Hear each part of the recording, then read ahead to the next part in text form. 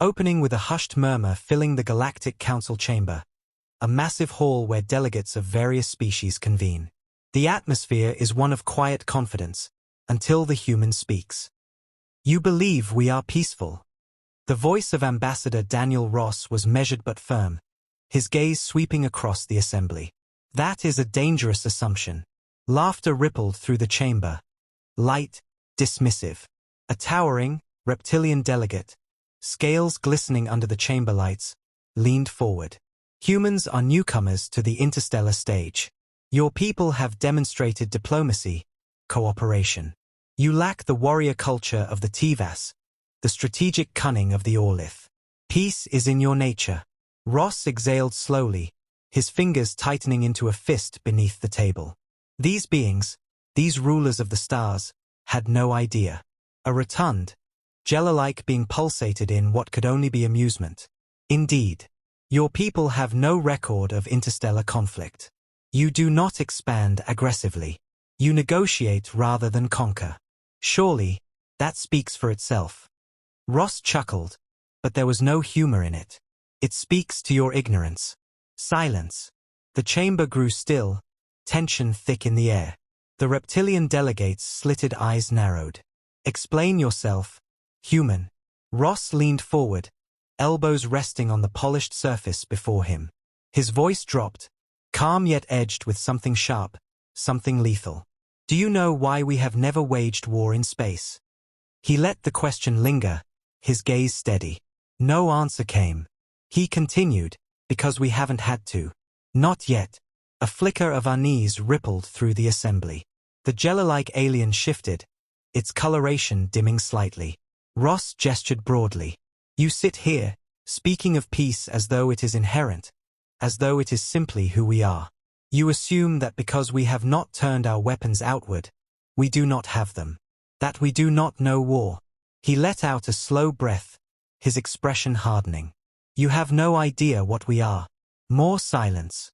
Then, a dry, chittering voice from the far end of the table.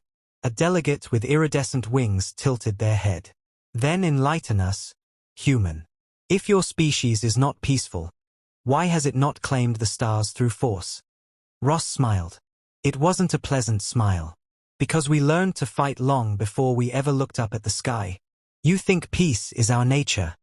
Ross's voice was steady, but beneath it, there was something else, something cold. "Let me tell you what humanity is." He straightened, his fingers tapping once against the smooth surface before him. "We are the only species in this room that built civilizations on the bones of its own. We fought, bled, and burned for every inch of progress. You look at us now and see diplomacy. You see patience. But that is not peace. That is restraint." A low murmur spread through the council, unease creeping into alien expressions. Some shifted in their seats. Others, the more warlike races, studied him with newfound curiosity. Ross met their gazes without flinching. "You sit here, believing yourselves the pinnacle of civilization, thinking warfare is something we have outgrown. But do you know what we did before we reached the stars?" He let the question settle before answering. "We turned our own planet into a battlefield. Not once. Not twice. Endlessly." A skeletal, bird-like delegate clicked its beak. "Boasts. Every species has conflict in its past." Ross's eyes darkened. "Conflict? You call it conflict?" His voice didn't rise, but the weight behind it pressed against the room like a storm on the horizon. "We waged wars that reshaped continents. We burned cities to ash, poisoned our own skies, and still, we fought. We invented weapons so devastating that we had to teach ourselves, through sheer terror, never to use them again. We mastered destruction before we mastered flight." A sharp intake of breath from one of the delegates. Another shifted uncomfortably, their appendages coiling inwards. Ross continued, relentless. "We fought wars that lasted generations, where sons buried fathers only to die the same way. We killed for gods, for kings, for borders drawn on maps. And when there were no more enemies to fight, we turned on ourselves, over and over again."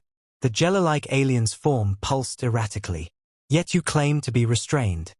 Ross's gaze locked onto it. Yes, because despite all of that, we learned. The room was silent now. No laughter. No dismissive remarks. Just the weight of his words, settling like dust after a bomb blast. Ross leaned back slightly. You think we haven't waged war among the stars because we are peaceful? A humorless chuckle escaped him. No. It's because we have already fought every kind of war imaginable. We learned that war is easy. Peace is hard. And we are very, very good at doing what is hard. Another pause. No one spoke. Then, Ross let his final words cut through the silence like a blade. So do not mistake our patience for weakness. We are not peaceful. We are merely waiting. Ross let the silence stretch, watching the shifting expressions of the assembled delegates. Some were tense, their postures rigid. Others, the more experienced, sat perfectly still, their minds calculating. Good. They were starting to understand. You assume we lack the stomach for war because we have not waged it here, Ross continued, voice measured. You assume that because we speak of alliances, of cooperation, we do not know how to conquer. His fingers tapped once on the table. We know. We have always known. The reptilian delegate finally spoke again, though his voice was no longer dismissive. And yet, you have chosen not to. Ross nodded slowly. We have chosen. That is the difference. Other species here were born into expansionist empires. Their wars fought out of instinct, of necessity. Humanity was different. We had the ability to destroy ourselves before we ever left our atmosphere. And so, we had to make a choice. Burn or endure. A three-eyed alien, previously silent, studied Ross with new interest. And you endured. Ross exhaled sharply. We did more than endure. We adapted. We refined war until it was a science. We learned how to kill efficiently, strategically, decisively. We became so adept at destruction that we realized the only true test of power is knowing when not to use it. His gaze swept across the room. You have never seen us fight because we fight only when we must. And when we do not lose. Another murmur. Some of the delegates exchanged uneasy glances. Ross leaned forward again, voice quieter now but carrying no less weight. You believe war among the stars is different. You think your strategies, your fleets, your doctrines set you apart. But war is war, and we have fought more of them, in more ways, for more reasons, than any of you can begin to comprehend. The skeletal avian delegate, still skeptical, clicked its beak. Then why not rule? Why hold back? Ross met its gaze without hesitation. Because war has a cost. And we understand that cost better than anyone. We learned that true power isn't taking. It's knowing you could take and choosing not to.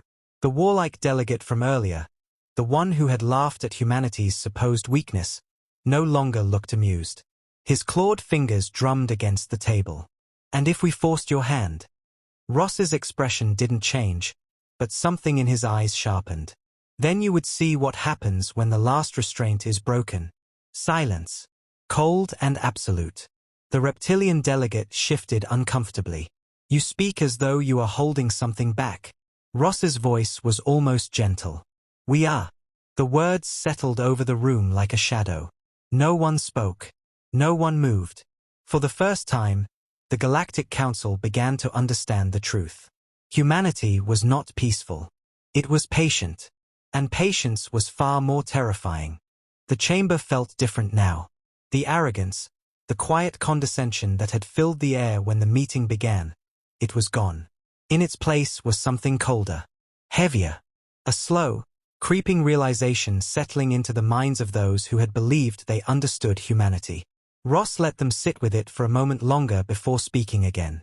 You came here today thinking you could dictate terms to us. That you could decide the fate of humanity because you assumed we were too weak to resist. You see now that this was a mistake. No one spoke. The ones who had been so sure of themselves, so eager to dismiss humanity, had nothing to say. Ross continued, his voice steady, unwavering. Let me be clear. Humanity has no desire for war. We do not seek conquest. We do not hunger for dominion over the stars. But we will not be told to kneel. His eyes swept across the room. Not by you. Not by anyone. The jello-like alien, now noticeably dimmer than before, finally found its voice. And if the council insisted. Ross didn't blink. Then we would remind you why we are still standing after all we have done to ourselves. Why, despite every war, every disaster, every near-extinction event, we did not break. Why we will never break. He let that sink in before delivering the final blow. We do not lose. We endure. And we end those who think otherwise. A sharp breath from somewhere in the chamber. A nervous twitch of fingers. A rustling of wings. They understood. Finally, they understood. Ross stood, smoothing his suit with practiced precision. You will withdraw your proposal to disarm us. You will not attempt to dictate our defenses. You will not make this mistake again. The reptilian delegate, once so certain of humanity's docility, now regarded Ross with something bordering on respect. And if we do? Ross turned to leave, pausing only once. Then you will see what happens when we stop holding back. No one tried to stop him. No one argued. As the doors closed behind him, the Galactic Council sat in uneasy silence. They had come into this meeting believing humanity was peaceful. They left it understanding the truth. Humanity was not peaceful. Humanity was waiting.